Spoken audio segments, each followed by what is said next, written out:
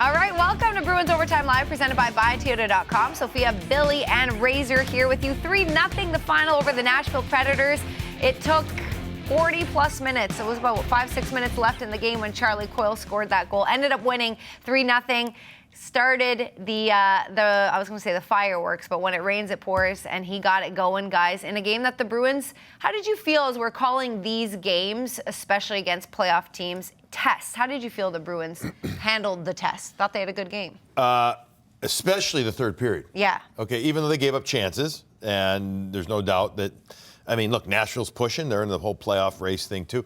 But the Bruins handled that really well. Between their PK, their goaltender, which are usually conjoined, right? Mm-hmm. But then also the big guys coming through. Pastrnak was great all game. Coyle with that shot. But overall, liked the way they played in team defense for the most part was really good. It was really good. No odd man rushes. The chances came off of trying to break the puck out, turnovers in their own zone. That wasn't always great. But that's going to happen, especially against the Nashville Predators. It's going to happen in the playoffs, too. That's why you have goaltenders. I love their game. I did. I thought it was a great 60-minute effort on the road in Nashville, traveling here and there, and at this point in the season. So really bodes well for them going into Carolina Thursday. Yeah, as I mentioned, Charlie Coyle getting the game winner, the first goal, and that's all they needed, even though they added a couple more. Guys, his last one was March 16th, and his 24th of the season was here. Yeah, so Razor, before this, not this shift, but before this, Linus actually didn't handle the puck great on the previous play. He went backhand rather than forehand behind the net. And here he sizzles it up high off the glass. Caroms perfectly to Brad. Legit assist, right? That's this is legit. Assist right and watch Charlie Coyle just take off. He's yelling. Brad pulls up, spins, hits him with the pass. Yeah, and that's his move. That's Charlie Coyle. We see it in the shootout all the time. Little fake backhand and chip it up and over. Juuse Saros, it's even easier to chip over. Not the biggest goaltender like you alluded to in the pregame. He gets real low on these breakaways.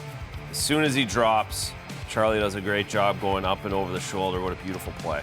Cannot emphasize enough the importance of that high off the glass shot. You know, off the wall, there's a good chance it's stopped, but it's high off the glass. Yeah. The forechecker from the Preds couldn't leap to get it.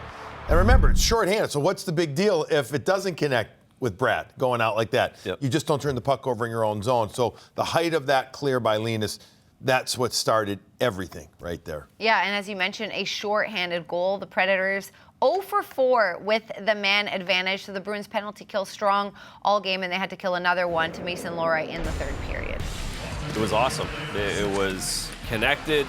It was aggressive. They were clearing the puck extremely well whenever they got the opportunity.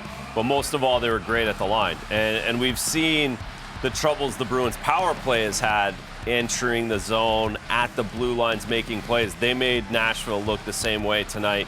In their neutral zone was just perfectly executed. The pre-scout that we talked about. This is the one play we kind of, Linus should have went back behind the boards, but they ended up converging. They ended up smothering the puck, and they ended up getting it out before anything too crazy could happen, and it was just a real solid effort from that group in back-to-back games on the road. Yeah, and again, we continue to see guys like an Andrew Peeke get out there for important minutes. And those are the kind of minutes that will get him ready more so for playoffs than anything, right? Those high-intensity minutes, shorthanded, showing what he can do. That's what he does. He's not going to be out there for offensive minutes, so it's good to see him out there, McAvoy again. But I really thought the forwards supported the D real well. You mentioned at the line, we featured that after the first intermission. We showed how Nash likes to attack coming in or try to entry attack on the right side. The Bruins did a really good job of sealing that area and then getting on them, outnumbering them there. Yeah, pregame we were talking about all the little details that the Bruins have to, and all teams really have to figure out heading into the postseason, but the Bruins as they're looking to get ready. And defense, solid play. That we've talked about in the intermissions, guys, but this is something that carried out throughout the game that you liked seeing. Well, like Billy's just talking about, these are the details. These are the little plays that harden you and strengthen you come playoff time. In the 0-0 game, that can happen in a playoff game. That can, off the glass. Nothing fancy. That can happen off of a one face-off. You got to get the puck back, and they do that. They close out and continue to force. So For player Andrew Peeke, that these guys, the back end, Mason Lowry did a pretty good job, all in all, being hard and making hard plays with the puck in his own zone. So this is playoff hockey, and these corner battles, all getting used to that extra little edge of competitiveness that is coming into the league right now is what's important. Yeah, I mean, this was a work game. I mean, this is what this was not a fancy. We had transition in the first period, meaning clean through the neutral zone, but not a end-to-end rush game. We even, Nashville was creating off of hard work. Bruins were creating off of hard work. So hard work is got to be balanced by good, stout defense. Both teams, for the most part, especially through 2 periods, did it. Yeah, absolutely. Well, guys, Between the Pipes is presented by Rodenheiser Home Services. Address leaky faucets and slow drains to receive $50 off your plumbing repair.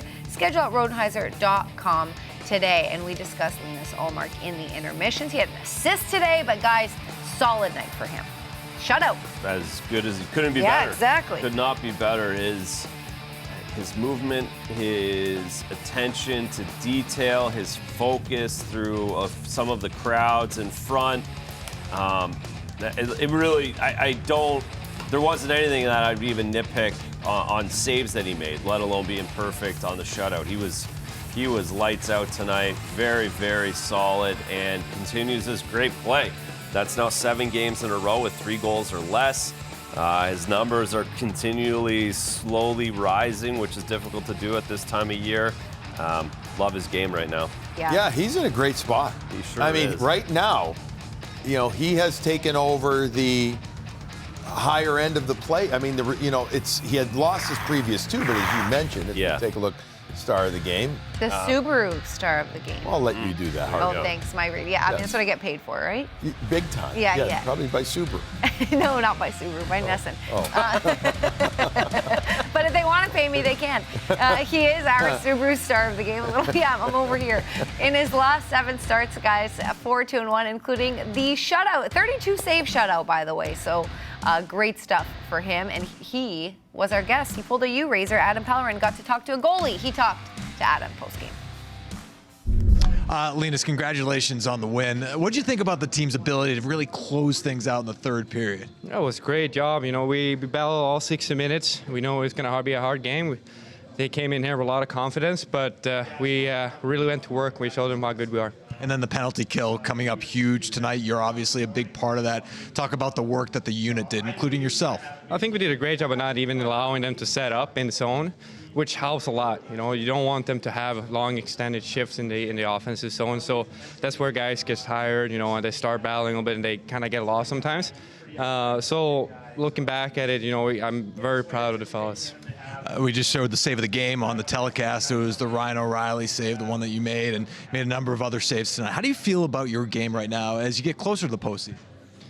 It's tough. Every game is a new challenge. It doesn't matter what you did last game or the game prior. It's all about looking forward and keep performing. Focus on the process and not get too carried away with the result-based thinking.